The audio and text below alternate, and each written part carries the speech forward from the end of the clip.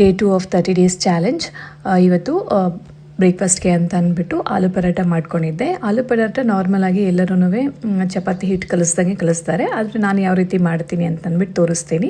ಇಲ್ಲಿ ಆಲೂಗಡ್ಡೆ ಬೇಯಿಸೋಕ್ಕೆ ಇಟ್ಕೊಳ್ತಾ ಇದ್ದೀನಿ. ಒಂದು 3 ರಿಂದ 4 ಆಲೂಗಡ್ಡೆ ತೊಗೊಂಡಿದ್ದೀನಿ. ಸೊ ಇಲ್ಲಿ ಸ್ವಲ್ಪ ಗೋಧಿ ಹಿಟ್ಟು, ಸ್ವಲ್ಪ ಚಿರೋಟಿ ರವೆ ತೊಗೊಳ್ತಾ ಇದ್ದೀನಿ. ಅದಕ್ಕೆ ಸ್ವಲ್ಪ ರುಚಿಗೆ ತಕ್ಕಷ್ಟು ಉಪ್ಪು ಮತ್ತು ಸ್ವಲ್ಪ ಆಯಿಲ್ ಹಾಕಿ ಚಪಾತಿ ಹಿಟ್ಟನ್ನ ಕಲಿಸ್ಕೊಳ್ತಾ ಇದ್ದೀನಿ. ಇದು ಚಪಾತಿ ಹಿಟ್ಟನ್ನ ಬಂದು ನಾವು ಫುಲ್ ಚಪಾತಿ ಹಿಟ್ಟಿಗೆ ಅಥವಾ ಪರಾಟಗೆ ಗಟ್ಟಿಯಾಗಿ ಕಲಿಸ್ಕೊತೀವಲ್ಲ, ಆ ಥರ ಕಲಿಸ್ಕೊಳ್ಳೋದಕ್ಕಿಂತ ಸ್ವಲ್ಪ ನಾವು ಒಬ್ಬಟ್ಟಿಗೆ ಎಲ್ಲ ಕಲಿಸ್ಕೊತೀವಲ್ವ, ಆ ಕನ್ಸಿಸ್ಟೆನ್ಸಿನಲ್ಲಿ ಕಲಿಸ್ಕೋಬೇಕು. ಅಂದರೆ ಇದು ಬೇಗ ಆಗುತ್ತೆ.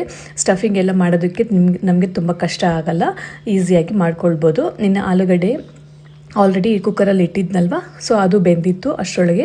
ಸೊ ಕುಕ್ಕರಲ್ಲಿ ಒಂದು 2 ವಿಜಿಲ್ ಹಾಕ್ಸ್ಕೊಂಡಿದ್ದೀನಿ. ನಾರ್ಮಲಾಗಿ 1 ವಿಜಿಲ್ ಹಾಕ್ಕೊಂಡ್ರೆ ನಾರ್ಮಲಾಗಿ ಬೆಂದೋಗ್ಬಿಡುತ್ತೆ.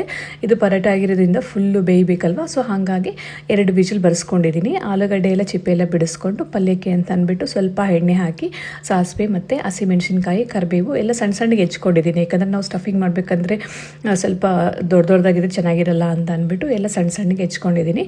ಸೊ ಆಯಿಲೂ ಅಷ್ಟೇ ಸ್ವಲ್ಪ ಕಡಿಮೆನೇ ಹಾಕ್ಕೊಂಡಿದ್ದೀನಿ. ಸೊ ಈರುಳ್ಳಿ ಎಲ್ಲ ಬೆಂದಾದಮೇಲೆ ಒಂದು ಅರ್ಧ ಟೊಮೊಟೊ ಹಾಕ್ಬಿಟ್ಟು ಬೇಯಿಸ್ಕೊಂಡು, ಸೊ ಆಲೂಗಡ್ಡೆ ಏನು ಬೇಯಿಸಿ ಇಟ್ಕೊಂಡಿದ್ದೆಲ್ಲ ಕ್ಲೀನಾಗಿ ಸ್ಮ್ಯಾಶ್ ಮಾಡಿ, ಸೊ ರುಚಿಗೆ ತಕ್ಕಷ್ಟು ಉಪ್ಪಾಕಿ ಸ್ವಲ್ಪ ಅರಿಶಿನ ಹಾಕ್ಬಿಟ್ಟು ನಾರ್ಮಲಾಗಿ ಆಲೂಗಡ್ಡೆ ಪಲ್ಯ ಹೆಂಗೆ ಮಾಡ್ಕೋಬೇಕು ಅದೇ ಥರ ಮಾಡ್ಕೊಂಡಿದ್ದೀನಿ. ಸೊ ಎಲ್ಲರೂ ನಾರ್ಮಲಾಗಿ ಇದೇ ಥರ ಮಾಡೋದು ಅಂತ ಅಂದ್ಕೊಂಡಿದ್ದೀನಿ. ಇದಕ್ಕೆ ಒಂದು ಸ್ವಲ್ಪ ಕೊತ್ತಂಬರಿ ಸೊಪ್ಪು ಹಾಕ್ಬಿಟ್ರೆ ಆಲೂಗಡ್ಡೆ ಸ್ಟಫಿಂಗ್ ರೆಡಿ ಆಗಿಬಿಡುತ್ತೆ. ಇದನ್ನು ಸ್ವಲ್ಪ ತಣ್ಣಗಾಗಲಿಕ್ಕೆ ಬಿಟ್ಟು ಸ್ವಲ್ಪ ಹೊತ್ತು ಆದಮೇಲೆ, ಸೊ ಆವಾಗಲೇ ಏನು ಚಪಾತಿ ಹಿಟ್ಟು ಕಲಸಿ ಇಟ್ಕೊಂಡಿದ್ದೆ, ಅದು ಒಬ್ಬಟ್ಟು ಹೂರ್ಣ ಇದ್ರ ಥರ ಕಣಕ ಥರನೇ ಕಲಸಿ ಇಟ್ಕೊಂಡಿದ್ನಲ್ವ, ಸೊ ಅದನ್ನು ಒಂದು ಬಟರ್ ಪೇಪರು ಅಥವಾ ಫುಡ್ ಗ್ರೇಡ್ ಇದಾಗಿರೋ ಶೀಟ್ನ ತಗೊಂಡು ಅದರಲ್ಲಿ ನಾರ್ಮಲಾಗಿ ಒಬ್ಬಟ್ಟನ್ನ ಯಾವ ಥರ ತಟ್ಕೊಳ್ತೀವಿ ಅದೇ ಥರ ತಟ್ಕೊಂಡು ಮಾಡಿಕೊಂಡ್ರೆ ಆಲೂ ಪರಾಟ ರೆಡಿ ಆಗಿಬಿಡುತ್ತೆ ಈಸಿಯಾಗಿ. ಸೊ ನಾನು ಇದೊಂಥರ ಮಾಡ್ಕೊಳ್ಬೋದು. ಸೊ ನಾನು ಮಾಮೂಲಿಯಾಗಿ ಮಾಡೋದೂ ಮಾಡ್ತೀನಿ ಚಪಾತಿ ಥರನೂ. ಆವಾಗ ಲಟ್ಟಿಸ್ಬೇಕಾದ್ರೆ ಸ್ವಲ್ಪ ಸ್ಟಫಿಂಗ್ ಎಲ್ಲ ಹೋಗ್ಬಿಡುತ್ತೆ, ಉಜ್ಜಬೇಕಾದ್ರೆ ಹೋಗ್ಬಿಡುತ್ತೆ, ಆ ಥರ ಎಲ್ಲ ಇರುತ್ತಲ್ವ.